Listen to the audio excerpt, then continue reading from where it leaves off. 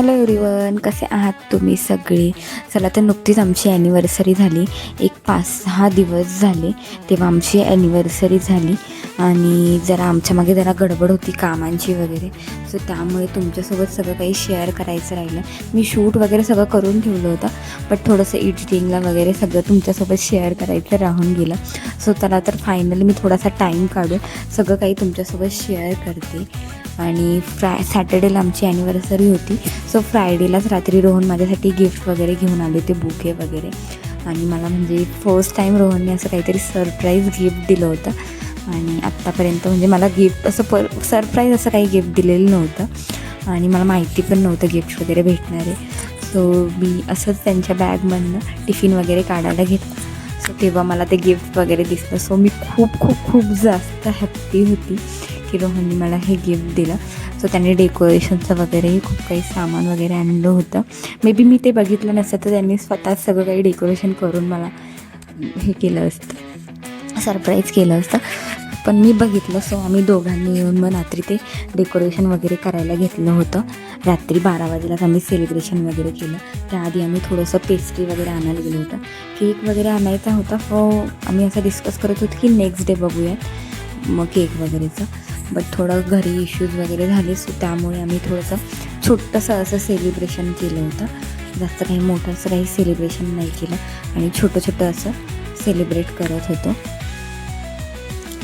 So त्यानंतर आमचं decoration वगैरे करून बलून्स वगैरे फूल लावून वगैरे झाले होते. त्यात एक लेटर होतं व्हीवालं, ते बलूनवालं. ते इतकं त्रास देत होतं, खूप जणांनी ट्राय केलं. त्यानंतर ते जरा झालं होतं आणि त्याला लावलं होतं. त्यानंतर आम्ही त्या पेस्ट्रीज वगैरे आणल्या होत्या, त्यावर त्या कॅन्डल्स वगैरे ब्लो करून घेतल्या. त्यावर ते टॅग्स वगैरे आणले होते हॅप्पी ॲनिव्हर्सरीचे वगैरे, तेही लावून वगैरे घेतले. आणि त्यानंतर पेस्ट्रीज कट करून एकमेकांना विश करून सगळं काही सेलिब्रेट करून घेतलं. त्यानंतर ते बुके आणला होता रोहनने, मला तो दिला. त्यानंतर टेडी वगैरे दिला. त्याच्यासोबत खूप सारे फोटोज व्हिडिओज वगैरे शूट केले.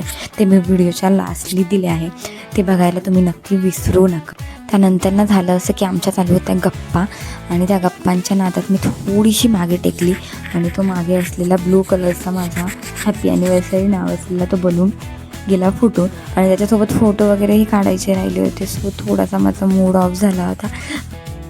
नंतर सगळे आपापल्या घरी गेले आणि आम्ही झोपलो होतो. रात्री हा टेडी मी माझ्याजवळ घेऊन झोपली होती.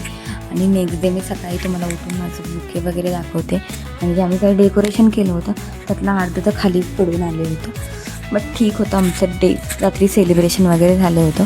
त्यानंतर नेक्स्ट डे आम्ही सकाळी उठून मस्त रेडी होऊन आम्ही सकाळी गेलो होतो केंद्रात, म्हणजे इथे स्वामी समर्थांचं मंदिर. आणि त्यानंतर असं ठरलं होतं की कुठे जाऊ, बट एवढ्या उन्हात कुठे फिरायला जायचं. सो आम्ही प्रेफर केलं मॉलला गेलो होतो आम्ही. तिथेच थोडं खाल्लं पिल्लं आणि जेवढं काही त्यांनी चायनीज घेतलं होतं आणि मी पिझ्झा वगैरे असं आम्ही खाल्लं वगैरे. आणि त्यानंतर तिथे फोटोशूट्स वगैरे केले, भरपूर सारे फोटोज शूट केले.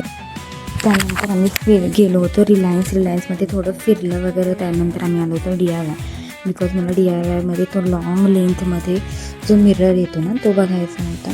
सो आम्ही सर्च वगैरे केला भरपूर, बट तिथेही त्याही DIYला तो लॉंग फुल लेंथवाला मिरर अवेलेबल नव्हता.